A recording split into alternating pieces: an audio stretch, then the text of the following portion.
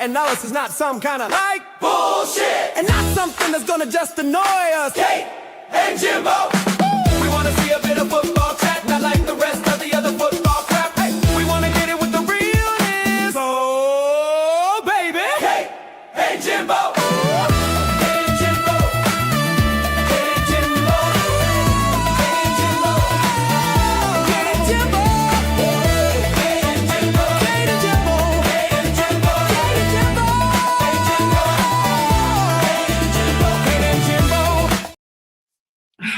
Welcome back to Jimbo Kate and Kate. It should be Jimbo and Kate.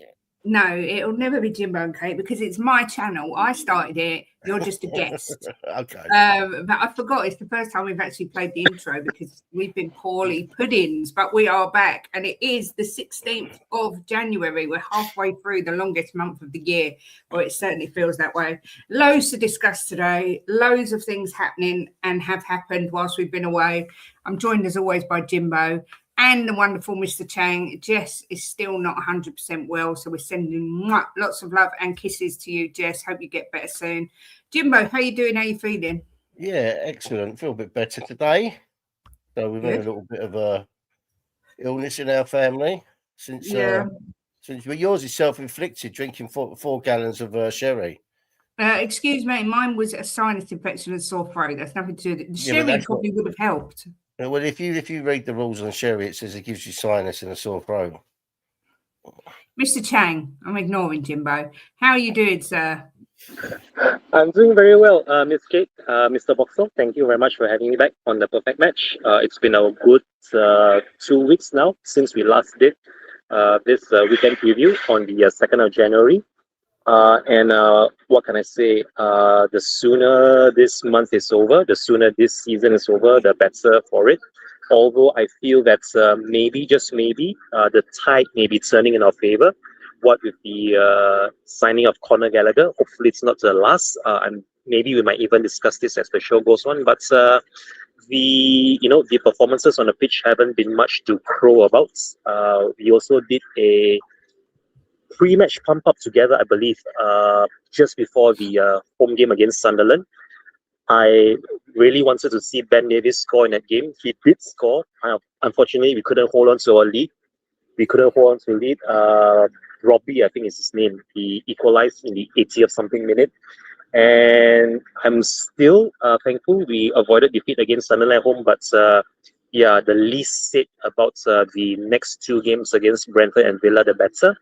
But I'm hoping that in just over 25 hours' time, when we do the pre-match pump-up tomorrow for our home game against West Ham in the away cup final, that we have something more positive to look upon, because I think it's make or break now for Thomas Frank's career as a Spurs manager. And I think we might even discuss this in further detail. But without further ado, as always, back to you, Ms. Kate.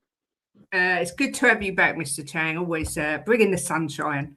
Let's have a look who's in the chat before we start. We've got the lovely Anthony. Says, hi, Kate and Jimbo. Yeah, I've dropped you that WhatsApp, as you know.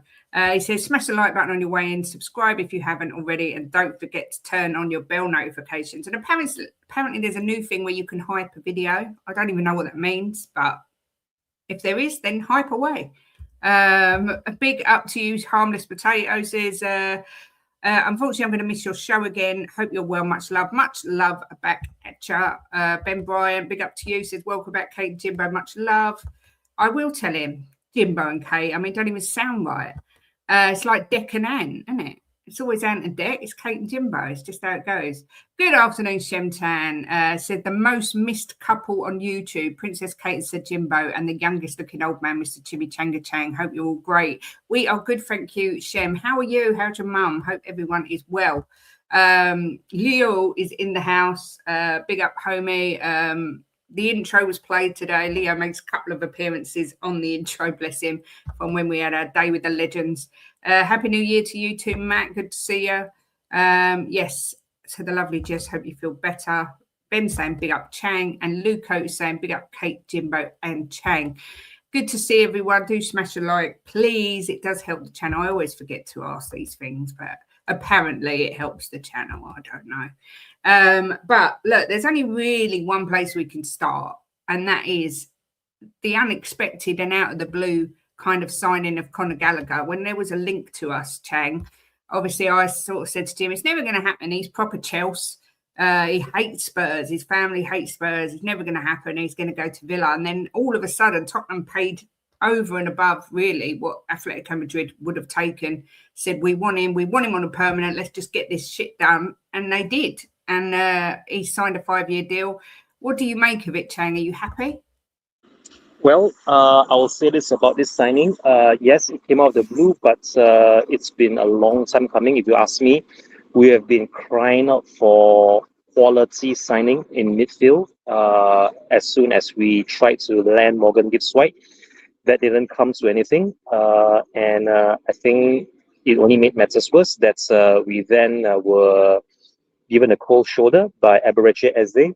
So this is a very welcome addition to our midfield, which is dealt yet another cruel blow with news that I think, was it Bentancur, is it? Bentancur is going to be out for another, 3 months now? It's been made official. So the signing of Conor Gallagher couldn't come at a better time, if you ask me. But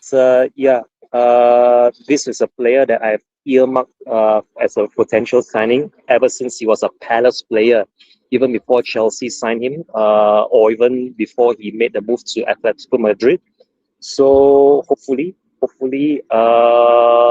this is a signing that we can utilize sooner rather than later.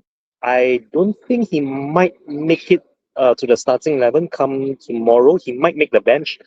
We never know, but stranger things have happened. We've seen Nicky Van der Ven rush into the starting 11 by Big Ange no less than 4 days. I think it was before the curtain raiser, the previous season. So something to keep an eye out on for Conor Gallagher, but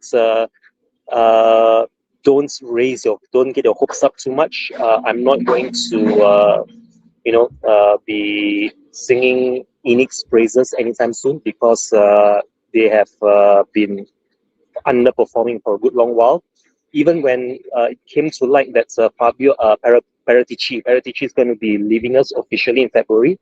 So hopefully, if this is a Paratici signing, more of it please before he departs first for Fiorentina in the Serie A. But Conor Gallagher, a player whom ticks all the boxes for me. He checks all the boxes as far as what we need right now in midfield to supplement the injury to Bentancur. And like I said earlier, hopefully before the end of this transfer window, more of the same. Having said that, back to you, Miss Kate.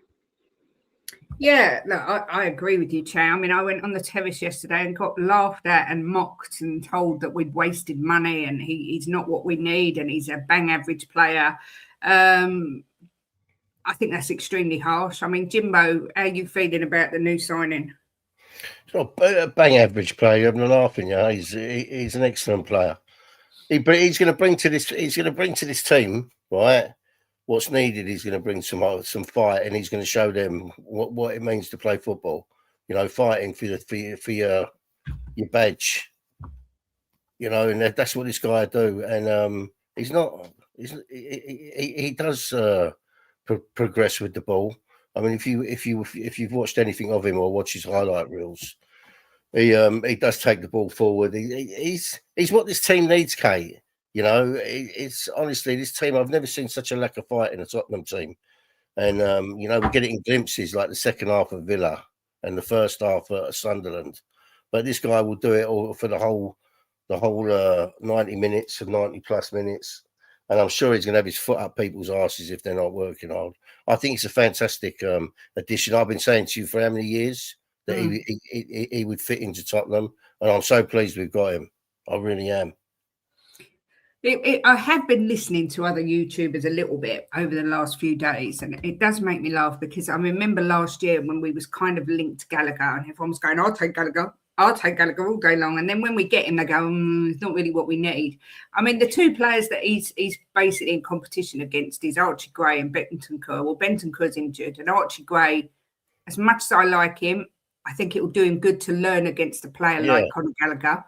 And he walked straight in the team, Kate. He'll be on that starting sheet tomorrow. Yeah, I think he'll start tomorrow. But what I find funny is, like Matt said, he doesn't think he's the right profile for us. You know, he does progress the ball forward. He's brilliant at holding up play. He's brilliant at winning the ball back. He's got that leadership quality. And on top of all this, I don't think he's hit his prime yet. He's only 25 years old. So I don't know why everyone's so against it. I mean, Terry basically said it's the worst possible signing and that we've messed up. The Arsenal, the Liverpool fan was laughing at me, you know, saying it's pathetic, he's not good enough. I really think the disrespect to Gallagher is unbelievable. Kate, he walked straight into the Man United team. Straight in there. Yeah. Bobby says, so many screaming we should have got a striker or left winger first. I don't see who's out there for 40 mil that would impact our team. Gallagher's a smart buy. That's exactly how I feel. I think he might not move the needle massively, but he's better than what we've got.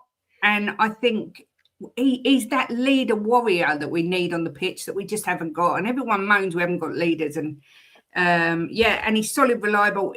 I don't want to tempt it, but he's only ever had, missed 6 days or something for illness. He's never. Yeah, it's not even an injury, it was illness. Yeah, so availability is the best type of ability.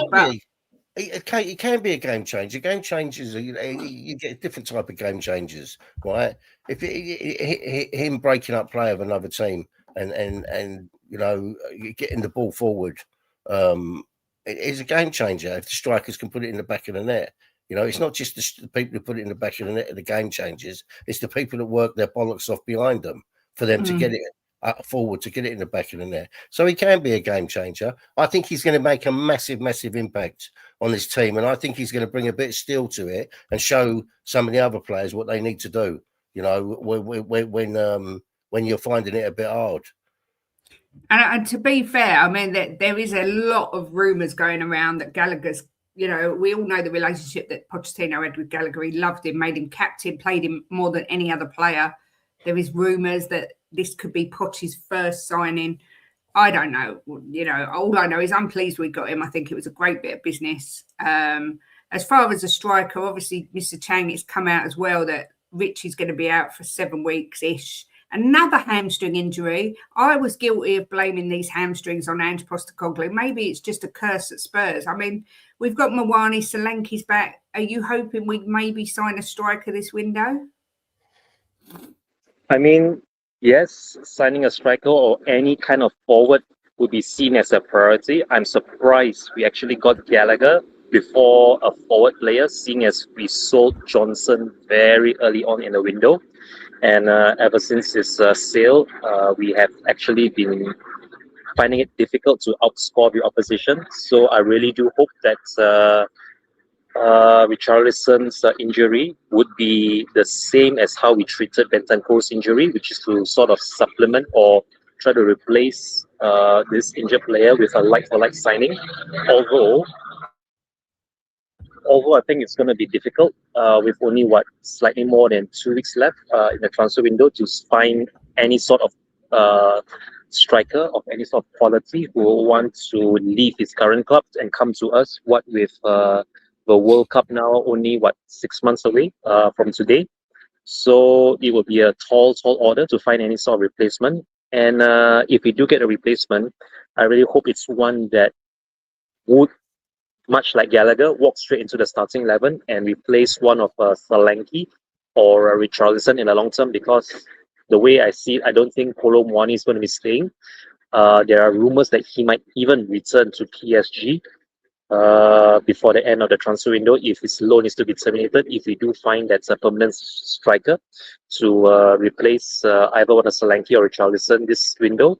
So yeah, I really do hope we find a backup for Richarlison sooner rather than later, because if our medical department is anything to go by, I mean, the medical department is a joke in itself, but Richarlison getting injured just as we brought on Solanke last week against Villa is another cruel blow to our faltering league position. But yeah, stranger things have happened to us in the past, and who knows? You never might know. This might actually be the I wouldn't say it's a blessing in disguise. It might just be the straw that broke Langer's back when it comes to spending wisely. And I really do hope we spend wisely on the money that we recoup from the sale of Brendan Johnson to get this new forward player. Having said that, back to you, Ms. Kate. Yeah, I agree. Big up, Lisa. I completely agree what you say. So happy we got Gallagher. He's a fantastic mentality, and hopefully his hunger and drive will rub off on others. He's a proper footballer. Completely agree. 1,000,000%. I mean, Jimbo, I know you was watching the transfer show. I don't know if it was today or yesterday, and there was talk of Mateta going. Have they said where he's going? Because, I would love him at Spurs. Someone abroad, Oh, okay. abroad has put in an offer for him. But I mean, I'd like to get him at Spurs as well. But look, I do agree with Chang. I think we've got to bring a left winger in, improve the forward line. We've let Johnson go. We've left ourselves short on both wings. Well, the thing is, Kate, I mean, let's hope this is the way they've done Gallagher. They moved so quick with him, and they didn't mess around. They put in, I think it was 9 million more than what Villa offered to make sure they got him. Maybe this is the way they're going to work now. And look, we can't say that it's only 2 weeks of the window left, Chang. It's going to be hard to get people in because they might have been working on deals that no one knows about because Gallagher just happened like that, didn't it? So it was like within a few days. So maybe they're working on deals and they're just going to happen. That's what I'm hoping. But there's a massive protest, isn't there? It wouldn't be funny in the next couple of days if we got two massive names in. It wouldn't be the first time that's happened. And do you know what else is funny? When we did the pump-up show before, was it Villa? And Davis, Chang mentioned it earlier, Davis was getting so much stick. And I was defending him, and I've made a point of making a statement saying these are our players. You've got to back our players. And then Davis put in not only man of the match performance, but he scored the goal. And I think this is a reminder to fans that they're our players, and you can't just say they're crap or whatever. You've got to give them the benefit of the doubt. You should be backing all of our players, and you never know when they're going to put in a worldie of a performance. Did I just see it's LB has just sent round some people? Did I just see that pop up? I don't know if he did or not, but if he did, LB, you're a ledge. Thank you very much. I'm sure it came up that he did. Big up Chris Pete. It's good to see him. Lovely. Hope you're well. Afternoon to you as well. Paige was watching videos. Rage. Oh, LB, you legend. Much love. Was watching videos of Connor in training with Spurs, and he was also making some great shots. I hope he takes shots. We need more players to be brave. Yeah, our players really don't like to take shots outside the box. Juve wants Mateta. Johnson Sale will come back to bite us. Really think we screwed up. Firmly believe Glasner will develop him and we will regret the sale. Love that boy and miss him. Are you sure you're not just saying that because you got a Johnson shirt for Christmas, Bobby? I love Johnson for what he did for us. I don't think he suits the team. However, should we bring back a Poch or a different manager, he may have thrived under that system. So it's a difficult one, Jim, because Tottenham get criticised for holding on to players too long and not getting the money for them. And then when we actually make a stand and sell a Johnson-type player and get good money for him, we get criticised. So, it was a difficult decision, Kate. It wasn't. It was the right decision, right? It was the right decision for Johnson himself because he wasn't getting game time. He was coming on for 10 minutes here or there. He's a footballer. He wants to play football. So it was the right decision for him to go. He had a fantastic season last season, not getting the chance this season. Why should he sit on the bench? It was a good move for him, and I'm happy for him. We didn't know what was going to happen to Kudus, so there's nothing we can do there. But it was the right decision for the boy himself to go and play football. He wasn't getting it here. Just wasn't getting the game time. So it was a good decision for him. You got to think of the footballer as well, not just our club. Big up Herbal, big up to LB. Still, I think LB's interview on this channel, I think, is still my most watched video. So big up LB, absolute ledge. Big up as well to Dom Gecko or Gekkio or however you say your name. I'm just going to call you Dom. While we've got the City raid, we might as well start because there's a massive game on Saturday, tomorrow, 12:30, which is unusual for a Manchester derby, but it is a huge game. Who's the pressure on more for this game, Jimbo? Is it more on Carrick, a new coach coming in, a lot of disarray at Man United, or do you think it's more on Pep? Because let's be fair, if he loses this game, you kind of would think Arsenal, if they win, get a 9-point lead, it could be the end of the title race. If City lose this game, I'll be absolutely amazed. I mean, look, the games that they've drew, they've been very dominant in the games, you know, and that happens sometimes. For me, City still win the league. I'm sorry, but I still think City will win the league. I think they're a much superior team, and I know Arsenal fans are going to hate me for that, but I just think that City are just for me, they're just an outstanding team. I'm not saying Arsenal or not, but I think that once it clicks with City, they're going on a massive run, and I'm going to stick by what I said, that City will win the league. I'm going to. I don't know if you want my scoreline for the game yet. You can give it to me. Yeah, I think 3-1 to City. 3-1 City. Yeah.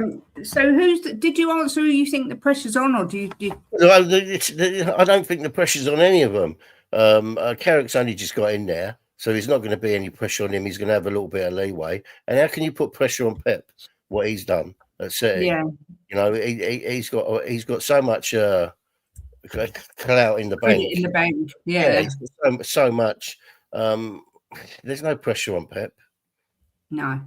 It looks like City are getting Guy too. I know Liverpool wanted him, so that'd be a real positive if they get him. Mr. Chang, is there any way in this universe you think Manchester United can cause an upset? We've seen it before when Man United have been crap, they've still managed to pull something out the bag, or do you think this is City's game? Well, like I said, anything can happen in the world of football. And if United somehow miraculously sign a new manager before the Manchester derby tomorrow, then I think the advantage is fully in the United side, and they will benefit fully from the new manager bounce for such a big momentous occasion, the Manchester derby. However, I think Darren Fletcher and co have what I can only describe as the single biggest challenge of their short managerial careers against Manchester City side, who were very, very unlucky to end up drawing by 1 goal apiece to both Brighton and to Chelsea. I thought they were good for all 3 points against Brighton and Chelsea, but unfortunately they drew one apiece in both those matches. So Manchester City have to really go at United at Old Trafford, and I think it's going to be a very, very cagey and open affair. I'm not going to give.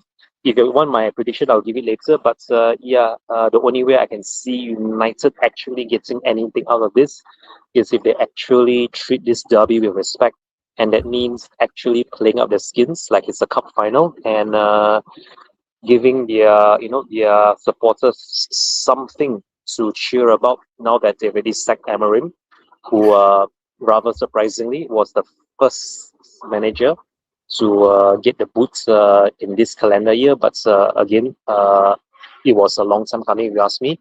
So the only way I can see United getting something of this is if Manchester City continues slipping up against the opposition whom they should be able to beat on paper if they are to keep up the pressure on Arsenal. And not to sound like a broken record, but I think the pundits over on Sky and ITV are going to be saying how poor United are going to be playing tomorrow rather than how good City really are, which is the narrative that have been, I think, the hallmark really of any of these Sky Sports pundits, the ex-United players like the Roy Keanes and Solskjaer. So the only way I can see United getting one over City is if City slip up and Erling Haaland missed a head full of chances against Brighton. I don't know how he didn't score the winner against them. And the first order of business would be to try and nullify him if that's at all possible. if they can do that, if they can keep Erling Haaland quiet, then they might stand a chance of even getting a draw. But even then, also that might prove it's going to prove challenging for them. So yeah, it's going to be a big game. But I'm rather surprised really that this Manchester derby comes at an early Saturday kickoff and not a late Sunday kickoff. So it's I think one of the reasons why I might just be able to make it for tomorrow's pre-match pump up over we on TV. Having said that, back to you, Miss Kate. Chang, you Yeah, just said, sorry, Kate. Chang, you just said that if Man United treat it like a cup final, well, they had a real cup final against us, and how did they get on? Of course, we're going to miss. Well, I'm going to miss some of that game because I'm upstairs. Jimbo will be able to watch it, but it clashes with our pre-match pump up. Jim's gone for a 3-1 City win. I've gone for a 3-1 City win as well. I haven't got Jess's predictions yet, bless her. Chang, are you going for a City win as well? I'm going for a City win. I'm going to stick with my ever reliable 2-1 scoreline. It's going to be a close, cagey encounter. And if there's going to be a winner when it's tied at 1 apiece at the 80th minute, I'm backing City to make a late winner. So it will finish 2-1 to City. Okay, so City are going to batter someone soon. If you've watched their games where they drew, they've been so dominant. And they're going to batter someone soon, and it could be tomorrow. Not only that, but I think Haaland's gone 2 games without scoring, which for him is a goal drought. So, you know, he's going to whack in a few goals soon. Doku's found some form. Semenyo is incredible. Yeah. Yep. I mean, I still can't believe Arsenal didn't go and try and get Semenyo, but there you go. Go on, Chang, sorry. Very quickly, just before we go to any further predictions other than the early lunchtime kickoff tomorrow, may I just have the scores on the door first before we get into it? You can. Jimbo is currently in 4th place with 119. Mr. Chang is in 3rd place, or actually 2nd, with 123. And Jess and I are now joint top with 134. Jess and I both... I got 5, she got 8 last week, and the week before we both got 10 each. So she's clawed her way, and me and Jessie are now joint first. So it's getting closer at the top. I don't think Jim's ever been this close to first ever. Bless him. And Mr. Chang, only because I'm excited and I've been wacky scores. That's the only reason. Yes, because you're a wacky racer. Big up Twisted says big up the ladies. Big up the ladies. Yeah. But yeah, so lots to play for. Still lots of weeks to go. How many weeks is there in the Premier League? 38? 38. There's 38 games. Yeah, so we've got a long way to go yet. What have I done here? Let me get rid of that. That's it. The next game of the weekend is... I mean, when you think about it, Kate, when you think about it, the season that everyone says Arsenal's having, and Man City have not really kicked in yet, have they? And they're still not that far behind them. I know, but they need to kick in. Cause I know you think Arsenal are going to win it. I can't bear to think it. It makes me feel physically sick, but I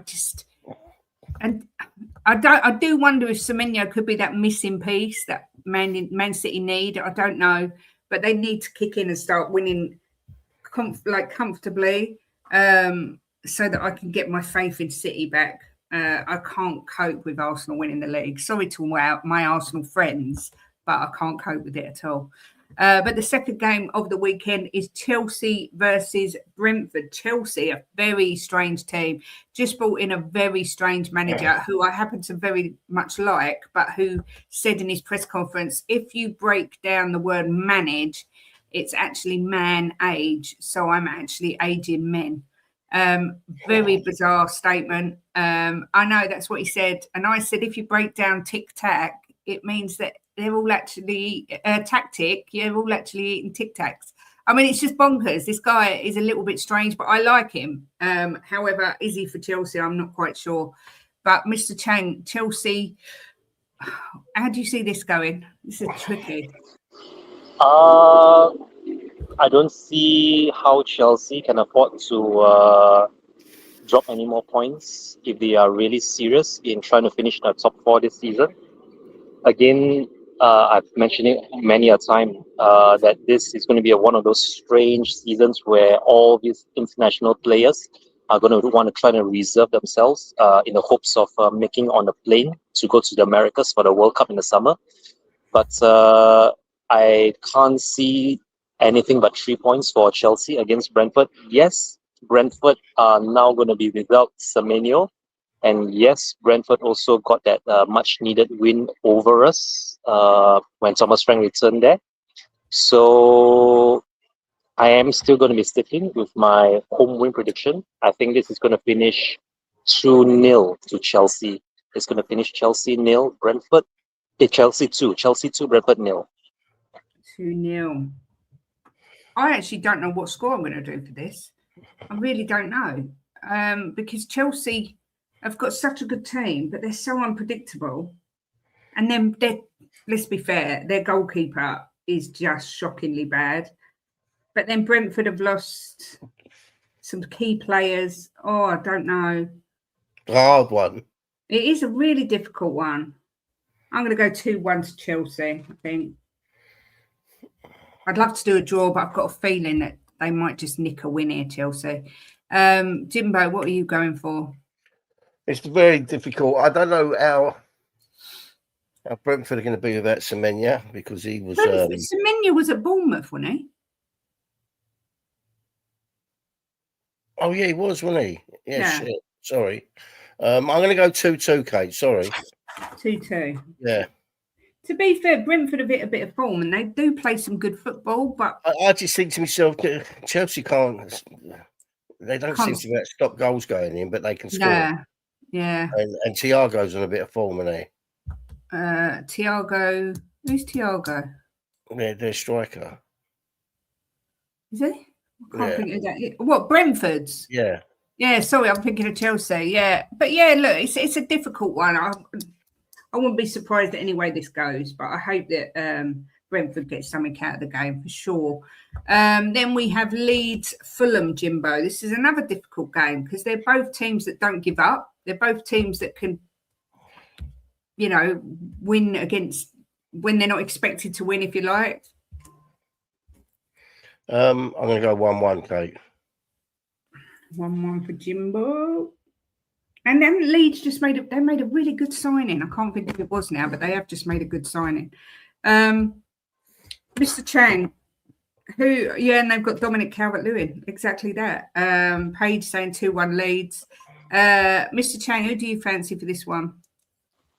I fancy Leeds United, and as much as I want to see Marco Silva and Fulham with their resurgence and everything, if there's one game this whole weekend which I don't want either team to win, it's going to be this game, just so that we can hopefully steal a march upon them to try and break back into the top 10.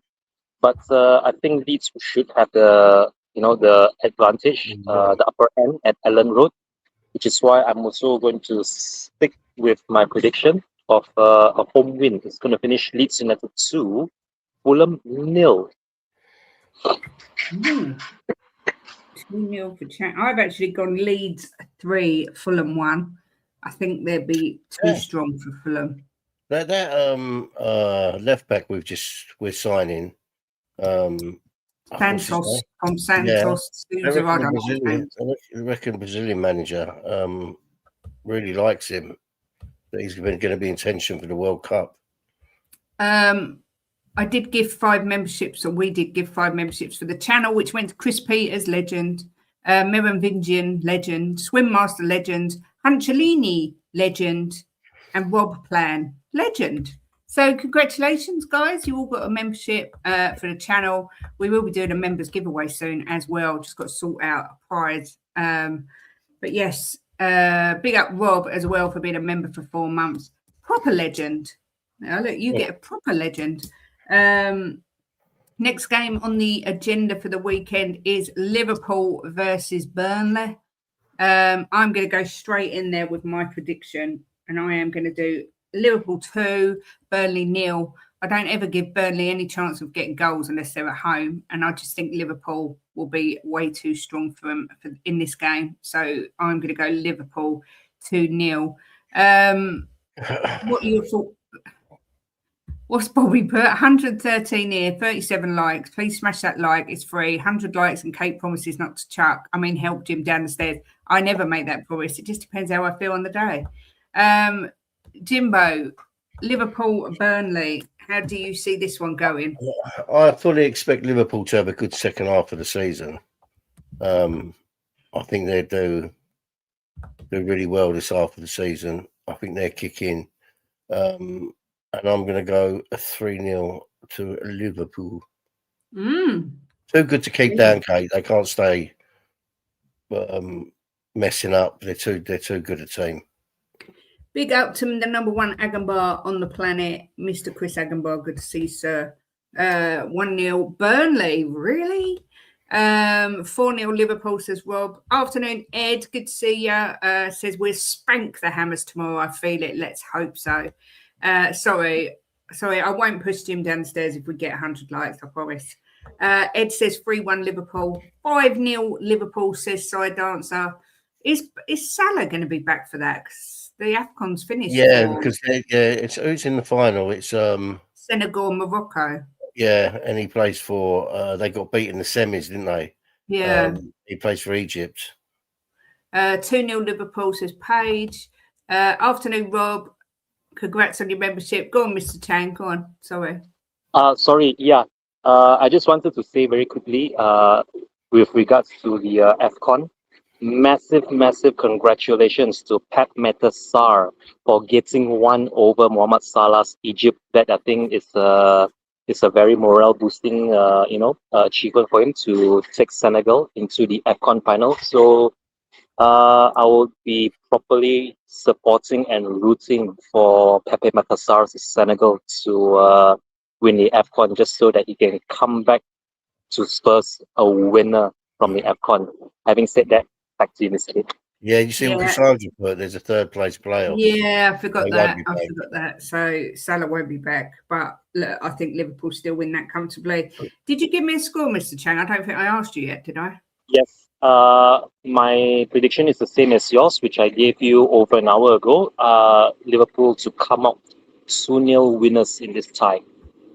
Yeah, I'll be amazed if Burnley managed to score, but we have all gone for wins to 0.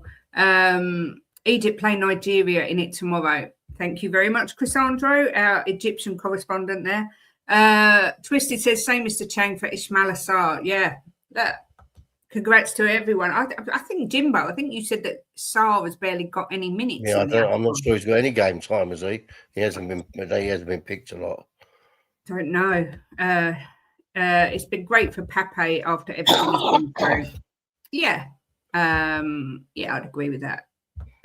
Then we have Sunderland versus Palace, Jim. Now, I think this is a tricky game as well. Sunderland are a good team, especially at the Stadium of Light, but Palace are they're a good team, but they seem to be falling off a bit of a cliff. What's your thoughts? I'm going to go 1-1, Kate. I think it'll be a really tight game. I don't think it'll be boring, but no. I'm going to go 1-1. What's Bobby said here? F you to YouTube and your name changes. I don't even know who I'm supposed to say hi to and pretend to like. Much love to all. Bobby, we know you hate everyone. It's just who you are, mate. 2-0 Sunderland, says Paige. 2-1 Sunderland. 1-1. 2-1 Sunderland. Palace 1-0, says Twisted. Chang, how do you see this one going? I will be mirroring Mr. Boxell's prediction of a draw here. And yes, I think it still is going to finish one apiece, as much as I think that Sunderland might actually win this. But if Oliver Glasner is to turn this season around, which to be honest, it looks so promising for them at the beginning, I think Palace have faltered somewhat midway, and going to Sunderland away isn't going to be easy, as we found that out ourselves 2 weeks ago. So yeah, I will be sticking to my 1-0 draw for this game between Sunderland and Palace. Okay, so you've both gone 1-0. I've gone for a 2-1 Sunderland win. think it's very difficult to go up to the Stadium of Light, and I think that they will hold on and win that game. Big up Dermatron says, big up Kate, Jim and Mr. Chang. For me, Gallagher is a great signing for us. Yeah, there is a poll in the chat just to ask what people's view is, whether they think it's a good signing or not. Dermot's saying Spurs win 3-0 tomorrow. Dermot and Chang will both be with Jim and I tomorrow at 1:30, and we are Tottenham TV for the pre-match pump-up, so make sure you join us for that. Bobby says, not true, Kate. Love Jim and would definitely adopt Chang. Yeah, no mention of me. So he's so racist. He's got a thing against people with grey hair. Obviously, the big game of the weekend is the cup final for West Ham against Tottenham at the Tottenham Hotspur Stadium. This is a difficult game. Both managers under pressure. Nuno obviously under a lot of pressure because West Ham are looking very much like they're going to get relegated. Thomas Frank under massive pressure because I can't even remember what the stats are for how many games we've won, but it's been crap. Mr. Chang, who's more under pressure, Nuno or Frank? And how do you see this game going tomorrow?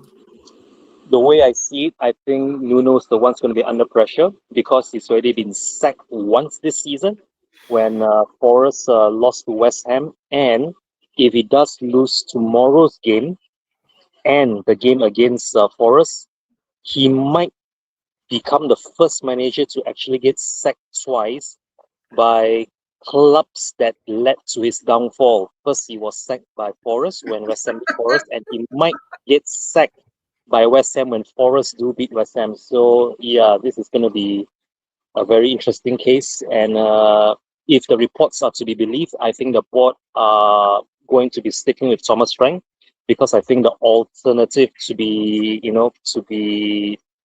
relying on the backroom board, the backroom staff might be a bit too much of a risk, especially on the back of trying to build upon our Europa League triumph. But I mean, it could go either way. But yeah, I honestly think that Nuno is going to be the one who's going to be more, under the microscope as far as results is concerned. And it wouldn't surprise me one bit if he doesn't even last to see out the Forest versus West Ham game. And yeah, I really do hope. I honestly still wish Nuno all the very best, as I do all our previous managers, but just not tomorrow, Miss Kate. That's very true, Chang. Very nicely put, but you're spot on there. How do you see this one going? Well, this would be my 4th of 5 home win predictions for match week 22. And much like all my other home win or rather home win predictions for match week 22, this is also going to finish 2-0. I'm not going to give you my predicted match or rather my predicted goal scorers now. I'm going to save it for tomorrow. But yeah, 2-0 for me, Miss Kate. Yeah, I think Gallagher will start, and I think we'll see a good performance from him on the pitch tomorrow. I'm not sure who he'll play. We're going to that, and we are Tottenham TV. I don't want to go too much into the game, or no one will watch us over there. I do think Tottenham will win tomorrow, even though we're at home, and I predicted a 3-1 win. I can't see us keeping a clean sheet just because I think West Ham always seem to score a wonder goal against us from nowhere, even though they're shit. But yeah, I think Tottenham should win this comfortably. West Ham are terrible. If we don't win this game, I will be mortified because they are so poor. But we do know this is their cup final, so form might go out the window. But I'm going for a 3-1 Spurs win. Jimbo, how do you see this one going? Their cup final or not, right? They're just so bad this season. I've watched them a few times and they are diabolically bad. I can't see nothing but an easy win, and I don't think they'll score either. So what are you going for? I'm going to go for. I think we're going to start this game like we did the second half of Villa. So I'm going to go for 4-0 Spurs. I hope so. We need to start straight. I mean, if we played like we did in the second half against Villa for the whole game, we win that game. And even the Villa fans, win that game no matter what, Kate. So yeah, big up Mama Flossie, lovely to see you. Bowen or Suchek to score, and that be it for them. Spurs have got this. There's a lot of disarray at West Ham as well, with Paqueta wanting to go. There's rumours that Bowen wants out. So look, I think it's fair to say they're probably in more of a mess than we are. You said about the managers being under pressure, right? Nuno's under pressure, definitely, right? Is Frank under pressure? I don't think he is, Kate. He's under pressure with the fans, but I don't think he's under pressure with the hierarchy at Tottenham. You got to remember, he's only just got here, right? It's his first window. They're going to give him time. My honest opinion, right? Had we have had Ryan Mason still at the club, Frank would be gone by now. I don't think so. I think they're going to give this guy until at least the end of the season and see where we end up. I agree, because who the hell is going to come in as interim? That's what I'm saying.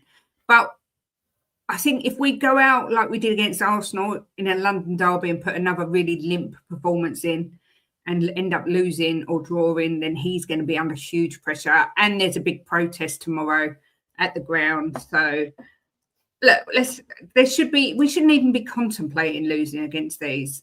People can clip that if they want to, but we shouldn't. They're nowhere.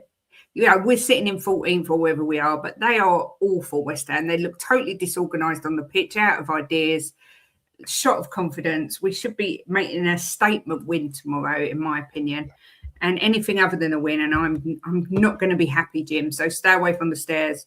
Bobby says, am I the only one missing Levy? Starting to believe that the Lewis family has been behind this rot that has settled in and gladly hung Daniel out to be the scapegoat.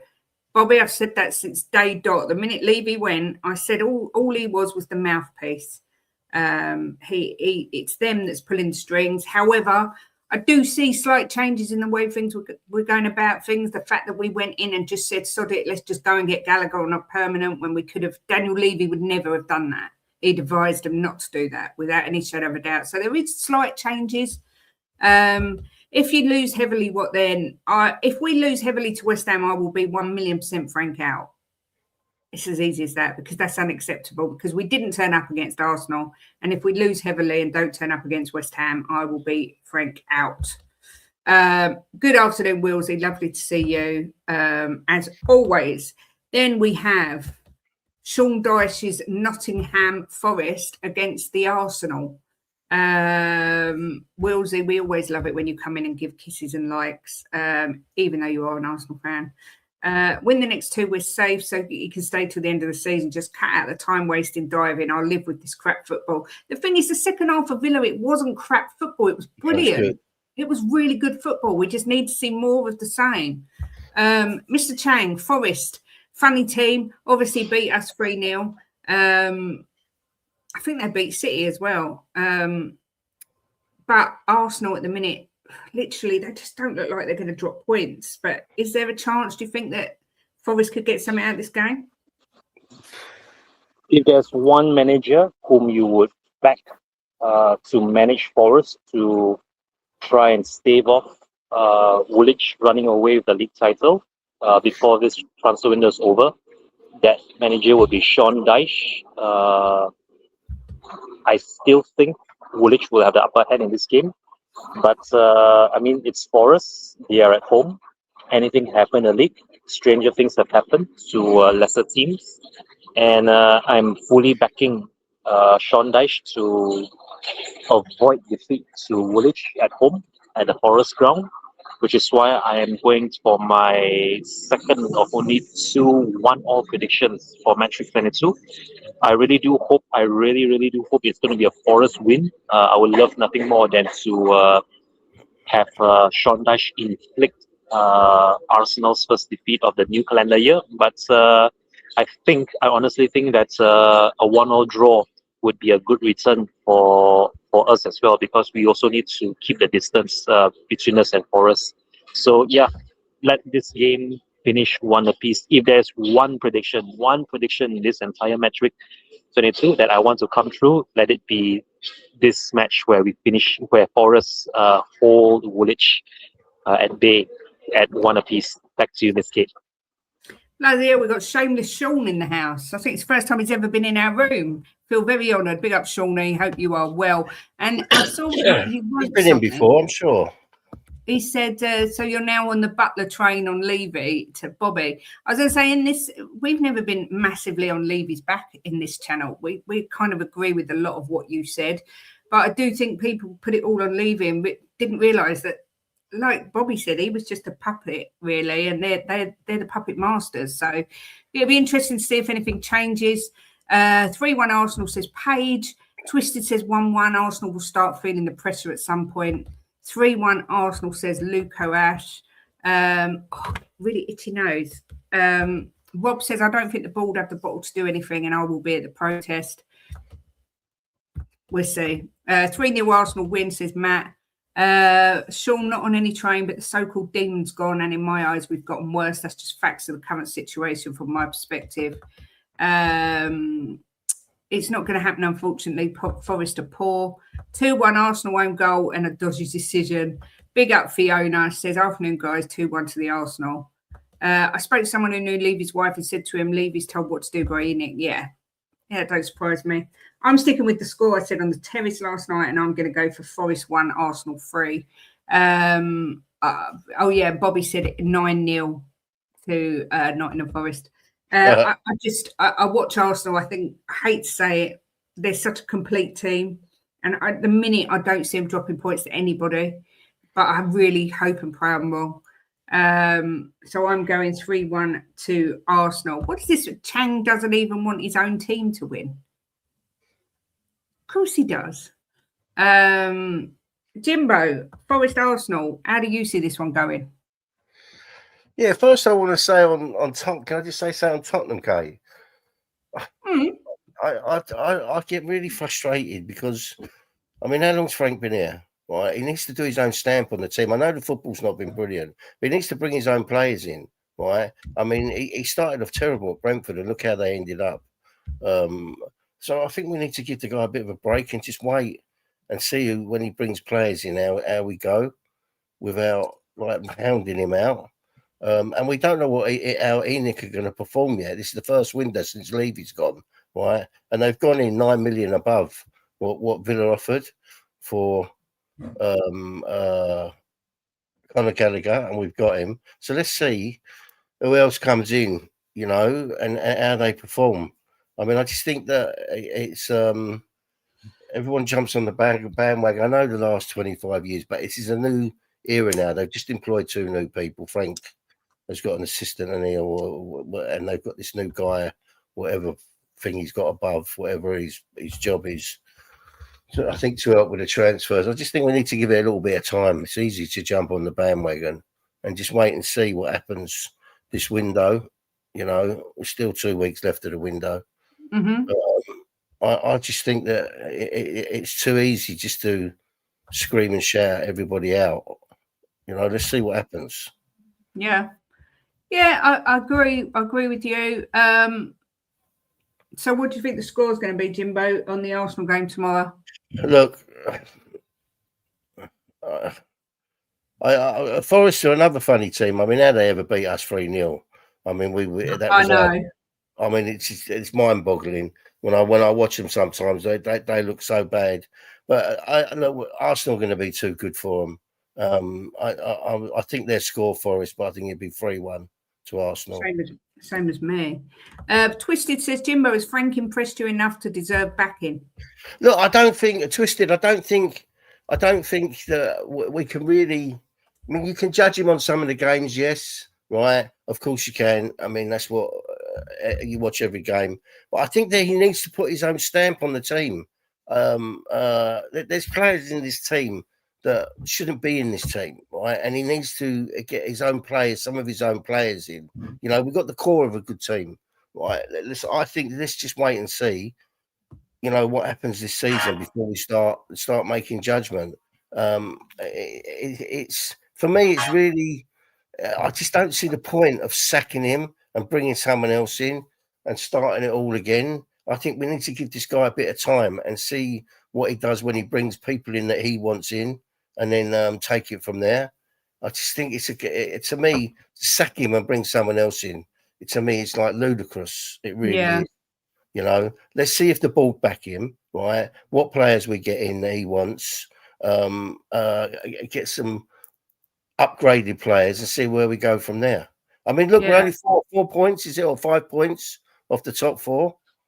Right? It's and it's go on a run of 3 or 4 games, all of a sudden we're in the mix again. I just think it's too early just to say, right, get rid of this guy and bring someone else in. And who's going to come in? Who are you going to get mid-season? Yeah, I'll do it. Bobby says, I agree, but what drives me mad about Frank is that I think he's clueless. He doesn't inspire or motivate the team from the sidelines. Even Lego Head pushes and encourages his team. There is that. I mean, we criticised Ange for standing with his hands in his pockets, and this guy does. He does shout at them, and when they go over, he gives them instructions, and I'm not impressed. I've got to be honest to say I'm not impressed with Frank one bit. I hate the fact he chews chewing gum with his mouth open as well. I'm just going to put that out there.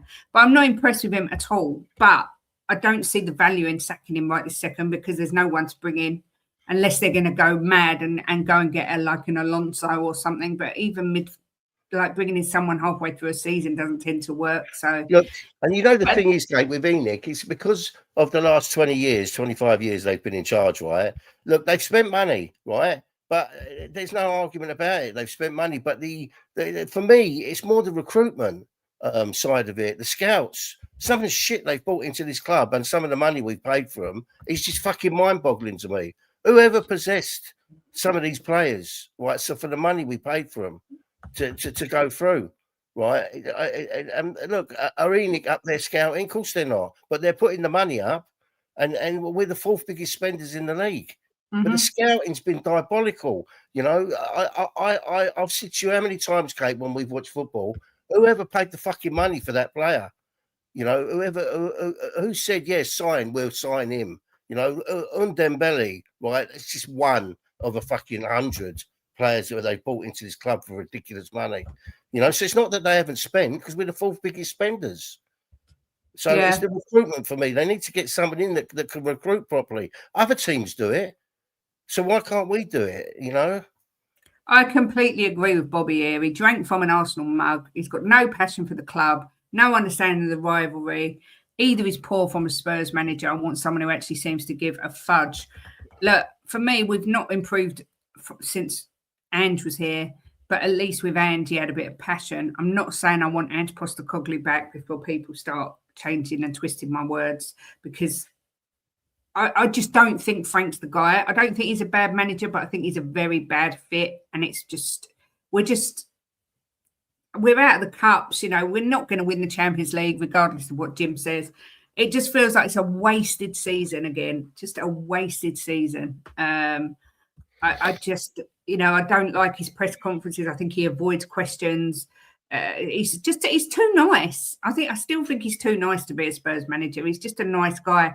And everyone said how brilliant he did at Brentford, but since he's gone, Brentford have done even better. So was it Frank, or was it just that Brentford are a good team? I don't know.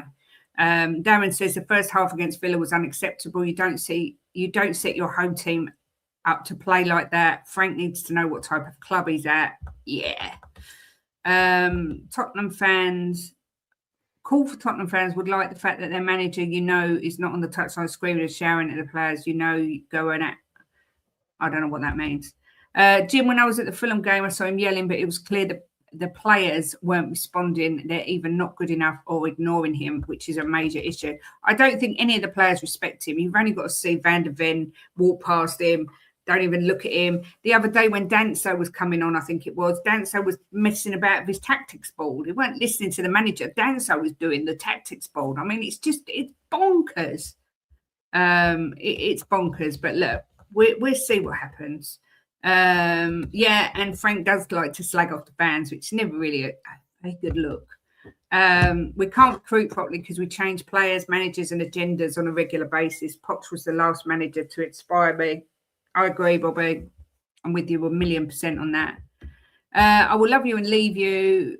Great show. My internet is awful down here. Big up, Rob. Have a nice rest of your day. Poch is coming. Chill. Hope the Yanks storm Greenland and Frank gets national service.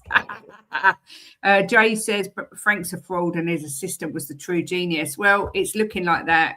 Keith Andrews. Listen, don't put Tottenham fans would love whoever he is, but I hate Arteta. I don't want him at my club. Easy as that. He is a cheat. He never stands in his technical area. It drives me insane why he gets away with it. But next up, we got Wolves, Newcastle. Jim, a few weeks ago, this would have been quite an easy game to predict, but Wolves have suddenly started goals and the confidence seems to be coming back a little bit. How do you see this one going? I actually really like Newcastle as a football team. I think they play some really good football. They do go through some games where they're not as good as they can be, but I think that happens with most teams at games. But I think Newcastle are a good footballing team, and I'm going to go 2-1 Newcastle. Ooh. Mr. Chang, are you of the same agreement with Jimbo? Yeah. I mean, honestly, Wolverhampton Wanderers were tipped to be one of those teams to drop down to the next division before the start of the season. And if anything, I think they've proven it time and time again. Their first win of the season has come far, far, far too late. And this is one game where I'm actually fully backing Newcastle to win it, despite me not wanting them to win at all, if it's at all possible for us to pick them for one of the European spots. But yeah, I can only see a Newcastle win in this game, however scrappy it's going to be, which is why I'm going to be sticking with my away win prediction. It's going to finish Wolverhampton Wanderers 1, Newcastle United 2. 2-1 to... Oh, God, this is a really tough game. 2-1 says Ed. Flossie says Newcastle are terrible away from home this season. I think Frank should sit in the stands for a few games, get a proper view of what's going on. Pressure is making him not think clearly. Do you know what? That's probably not a bad call, to be fair. Wolves 2, Newcastle 4. 2-1 Wolves, 3-0 Newcastle, 3-1 to the Geordies. I'm going for a 2-2 draw. I haven't done a draw yet this week, so I'm going to go Wolves to get a draw. I haven't got an agenda against Arteta. I hate him. It's not an agenda. I literally just hate him. Look, Matt, the thing is, mate, you're in a Tottenham stream, right? And we speak fair about Arsenal, right, as fair as we can, being Spurs fans, but we just don't like Arteta. I don't think you'll find a Spurs supporter that likes Arteta. I think he's an absolute tit. He's a tit that dyes his hair, right, straight away, right? And he's just a muppet. I'm sorry, he's a muppet as far as I'm concerned. And it's not because he's Arsenal's manager. I just think he's an absolute tit. Yeah, listen, I agree. So you're never going to... If you think that that's an agenda, then fine. Big up, Paul G. Good to see you. Member for 20 months. It's Free Spurs boy. Bobby says, hate Arteta, respect him. He might be a knob to us, but he's 100% behind his players and is constantly pushing them and supporting them. Even blames the ball before he throws the player under the bus. 2-1 Newcastle. Yep. Fact is, he's the most disliked manager across the whole of the league. Not just with Spurs fans. Yeah. And do you know what? Arteta. Not only that, I would say the Arsenal fan base is probably one of the most disliked fan bases as well. Can't stand Arteta. Arteta must be an Allegri fan. Both like to walk in the technical area the entire game. And he likes to be pegged. Oh, stop, Joey. Moving along from pegging. Aston Villa versus Everton. Mr. Chang, I'll come to you on this one. How do you see this one going? This, I think, is my fifth and final home win prediction for match week 22. And much like the other four games, this one's going to finish 2-0 to the home team. Villa, I think you could say they were deserved winners in that FA Cup tie against us. And I think that this game they would score 2 goals as well. Although I think it's going to be a tall order for Everton to even get a goal at Villa Park, which is why this is my fifth and final 2-0 home win prediction for match week 22. Yep, Mr. Chang, I'm with you. I've gone for a 2-0 win. Everton are a very funny team, and I just think they'd be too strong for him.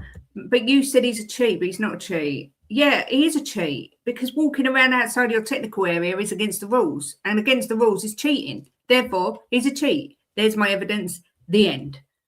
Jimbo, Aston Villa, Everton. How do you see it going? Well, I just want to say as well, if you, I bet you, there's half of the Arsenal fan base don't like him. No, they don't. So that just tells you everything about him. I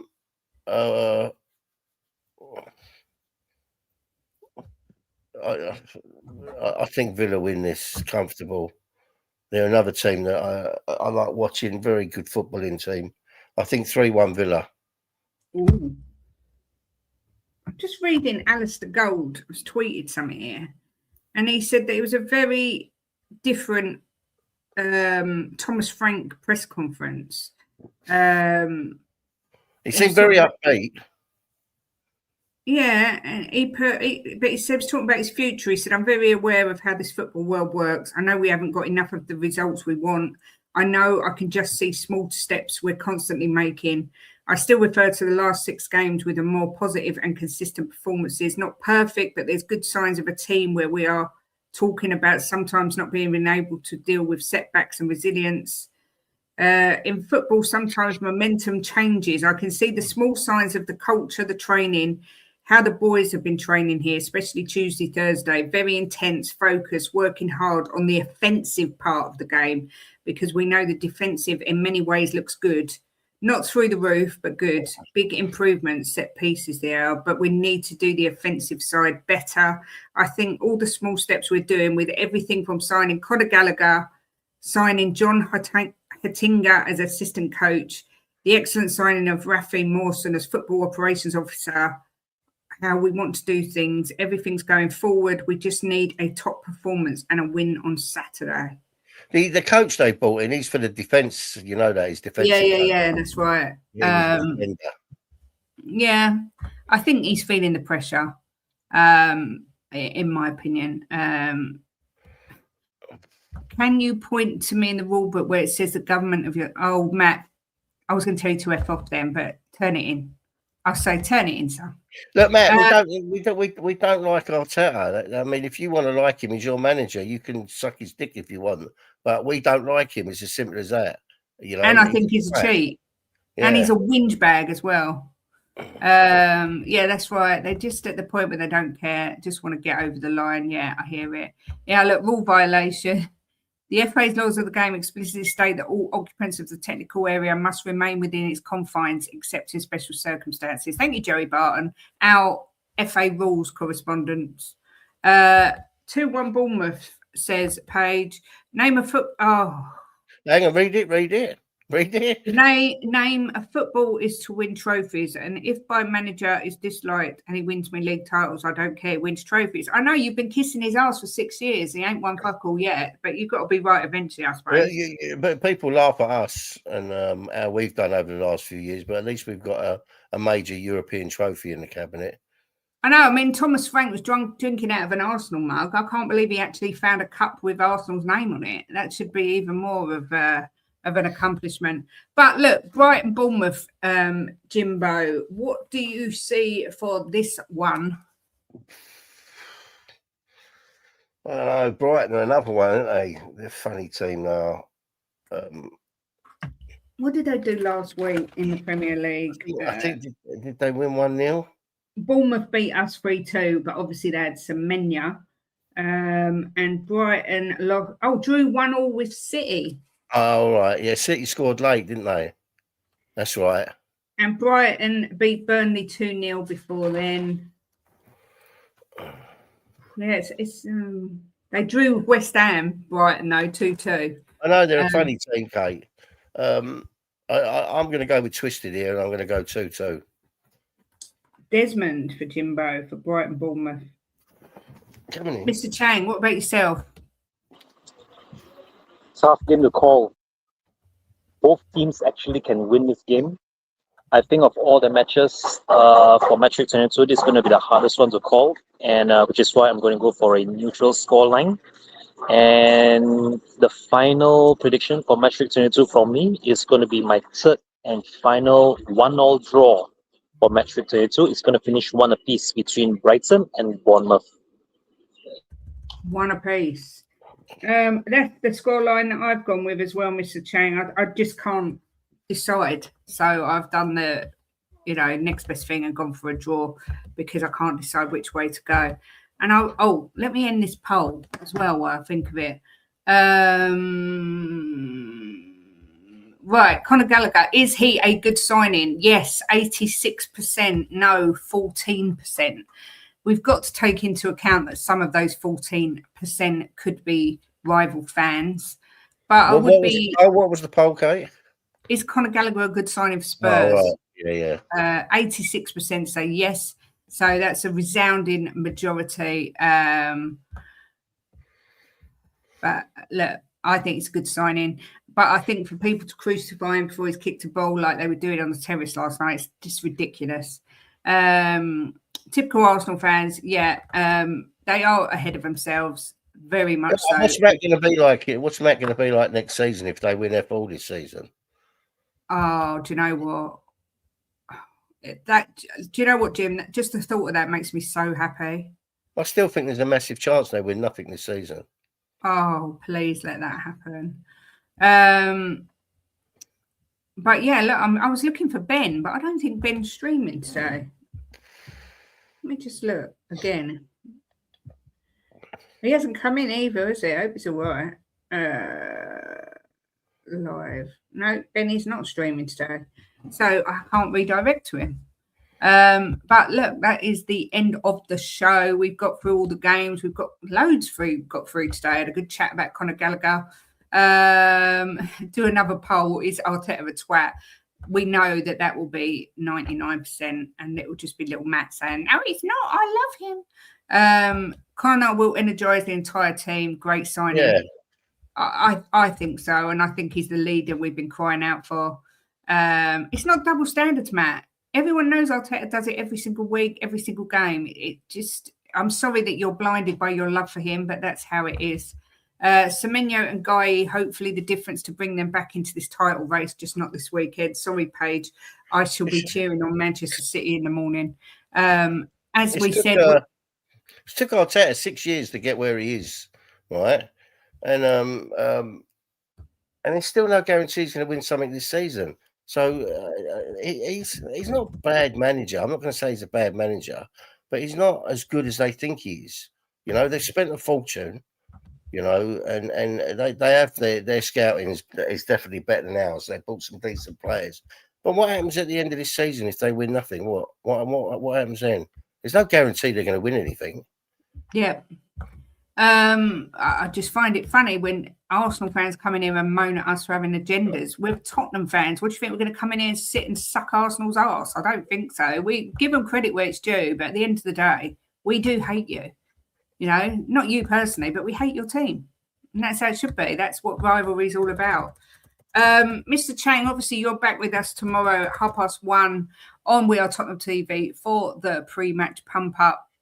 Any other plans for you for streams? Well, I might be able to pick up where me and Jose left off just after the new year. I'm not sure if it's available on Sunday. It was good to see him on the telly when we played Villa at home. It was such a surprise to see Jose on the telly all the way here in Southeast Asia. I thought he looked familiar, and lo and behold, it was Jose on the big screen. And if everything goes well, we just might be able to do episode 30 of Jose and Chang on Sunday. At also this same time, 12:30. But in order for that to happen, I have to work something out with him first. But if not, then if that doesn't happen, then tomorrow would be my only stream of this weekend in just under 24 hours from now. And can't wait for that. Looking forward to our game against West Ham and their cup final. So looking forward to seeing you and Mr. Boxer, and also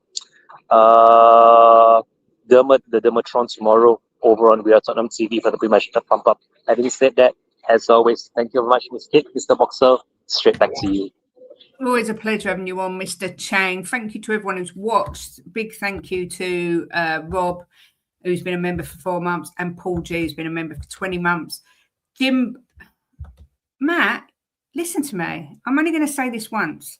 We care too much about our rivals. Well, you're sitting in a rival fucking stream. You don't see me sitting in Gooner streams. I'm just saying, if you don't like it, you don't have to be here. Jimbo, myself, Chang, Dermot, 1:30 tomorrow. We are Tottenham TV. I have transferred you to Sean and Johnny over at Football Inc. So if you go over there, do say Kate and Jimbo raid in the chat to let them know we've sent you. Enjoy the rest of your evening. Cheer on the mighty Spurs tomorrow. Cheer on Nottingham Forest as well. And cheer on Manchester City. Sorry, Paige and the Man United fans, but we need City to win tomorrow. Have a great rest of your day. And as always, come on, you fucking Spurs, and fuck Arsenal.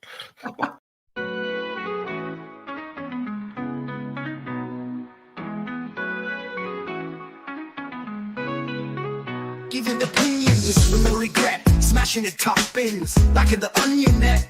Talking the talk with Kate and Jim, and walking the walk, just listen in. The perfect match, Kate and Jim, getting at it. Kate and Jim are gonna smash it. Reviews, previews, opinions and laughter, mix and transfer news, it's what you're after. The perfect match, the perfect match. You just got to latch onto that perfect match. The perfect match, the perfect match. You just got to latch onto that perfect match. Jimbo always keeps a positive spin, while Kate's Mickey has a name dropping. Gets you out of the blue like Lenny stop robbing, or she's just flip-flopping. Hell, this place is popping.